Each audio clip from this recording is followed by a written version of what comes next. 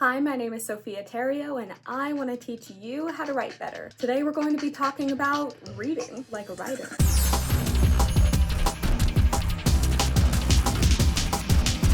Basically, any good writing program is going to tell you the first step to learning how to write is to read a lot. And today we're going to talk about how to read and what to read in order to help you improve your craft, whether you're learning how to write, stuck on a specific scene, or just looking for inspiration for your next project. Reading like a writer involves taking a look from a craft perspective, how that author handles different pieces of the work. For example, how someone handles a scene of heavy dialogue, or an action scene, or time passing in a book, or world building, or various other things. All those little pieces and parts that add up to a well-written story, we want to know what those are. If you know what your struggles are, for example, I struggle with writing romance, despite the fact that I'm currently writing a romance. I'm going to read romance novels, books with romance subplots, all sorts of romance, so that I can see how other people are doing it, what I enjoy, and what other readers are enjoying too. If I really dislike graphic violence, I might turn my attention to a romance with not graphic violence and see how they handle it. I don't like that example. If I struggled with writing action scenes, I might read a book that has a lot of action scenes so I can see how the author is handling the pacing, the description, jumbling the thoughts of the characters, and also giving us dialogue in between all of the action. This is not an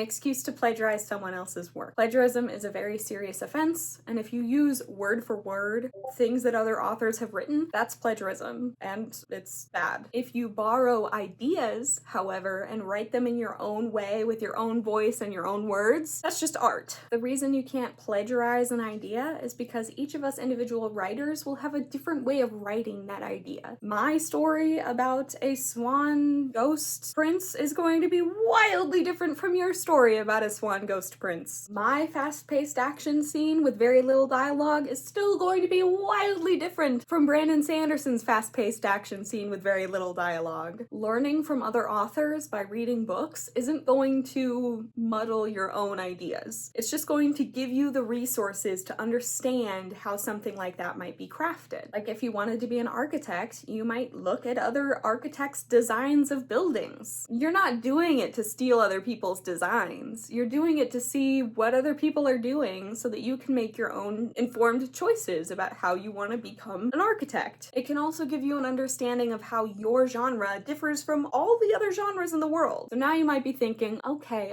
I get it. I need to read. But what do I read? Some authors will tell you to focus your attention on the genre that you'll be writing in. And this is great advice. If you're writing a fantasy book, you need to know what fantasy books are like, or what a typical fantasy book will do, or requirements of the genre that fantasy readers expect out of your book. But it's probably also a good idea to read other genres that relate to your story. If there's a mystery element in your fantasy book, you might want to read a mystery, or maybe a romance, or maybe a suspense or a thriller. Reading outside of your preferred genre will give you insight into how authors in general handle different things. For example, fantasy is long. Fantasy books are generally tens of thousands of words longer than the typical novel. And fantasy and science fiction readers will tolerate a lot more exposition within a book because they need to know how to understand your magic system or your world or whatever science is happening. Whereas a realistic fiction reader might be like, yeah, I know how faucets work, thanks. Always keep in mind when you're reading like a writer that you are a reader. And the book that you're writing is really just the book that you want to read.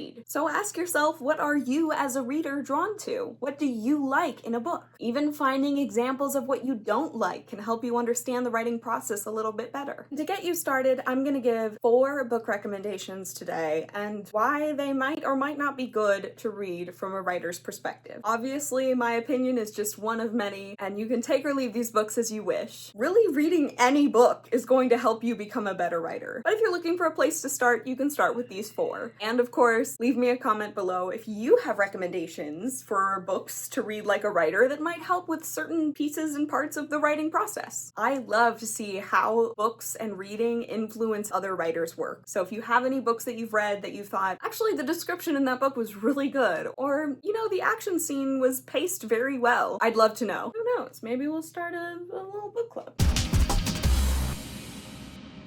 The first is Artemis by Andy Weir. This is a science fiction book that takes place in a society that was built on the moon. The main character is prickly at best, and not necessarily a good person. If you're interested in writing morally gray characters, characters who are on the outskirts of society, etc., which is really popular right now, this is a great way to start. Really pay attention to world building. This is a land on the moon. It's not a place that any readers are familiar with. How does Andy Weir set up this space so that we understand it and can picture it in our minds to make this world feel real to us, even though it's entirely fictional? Andy Weir is pretty famous for writing hard science fiction. So how does he incorporate this confusing and complicated science in a way that the general public can easily understand? I don't have a physics degree, but let me tell you, every single one of Andy Weir's books that I've read, I have understood the science. Second book that I'm going to recommend is The 7.5 Deaths of Evelyn Hardcastle. This is a sort of murder mystery book that takes place over one day, but repeated several times through different characters' perspectives. So how does Stuart Turton take a day and make it interesting 7 different times? Each new day is exciting, fresh with new clues and interesting people. So how do we keep repeating the same events over and over again and yet still learn things that are new and things that are interesting to the story? How does Stuart Turton keep us engaged while reading the same exact day 7 times in a row? Obviously, part of this is because we learn new information from different characters' eyes, but it's the same events every single time that we see. There's a hunt, there's a dinner, the same things keep happening, and yet I'm still fully engaged in the story and the mystery as it unfolds. How does Turton build suspense and mystery throughout the book and keep a sense of urgency despite us knowing that the day will simply repeat? And lastly, Turton does some very interesting things with characterization. Different characters experiencing this day interact with the world from a completely different mindset. As you're reading it, it's a good thing to question. So pay attention to that and think about how your own characters might experience the world differently or have wildly different understandings of social interactions. The third recommendation is Cuckoo Land by Anthony Doerr. Historical fiction meets sci-fi.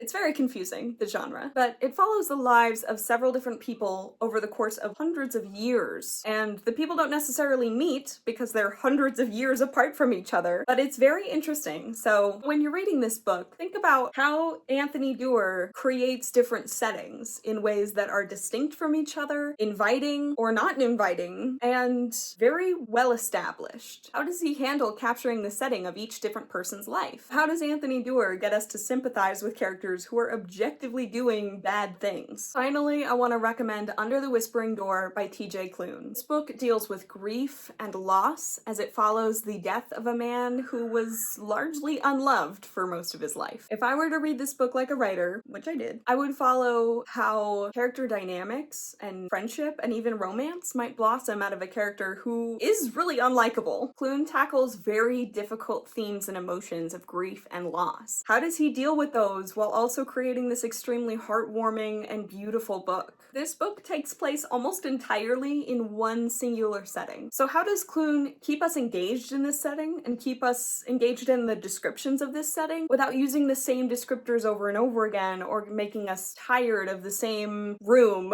basically, that we're in for most of this book? How does he keep things interesting? Those are the 4 books that I will recommend today for reading like a writer. And if you have any other recommendations, please leave them in the comments below. I would love to read your recommendations. So you're just starting out or you're a seasoned novelist, reading like a writer is a great way to see how other authors and other readers are viewing the world through book, how other fiction is handling different subject matter or emotions or settings or description or whatever the case may be. It's a great way to research how to tackle things that you kind of struggle with as a writer, including action, dialogue, romantic scenes, etc. Reading is just as important to the writing process as the writing is. So give yourself permission to dive into your TBR pile. I know you want to. That's all that I have for today, and if you like reading or if you like writing, give this video a like, because I like you. And if you want to learn more about how to write better or improve your writing skills, go ahead and subscribe to this channel because I have so much advice, you guys. I'm always learning more because that's a huge part of the process. So subscribe and ring that bell to find out when I post another video, and I will see you next time. Happy writing!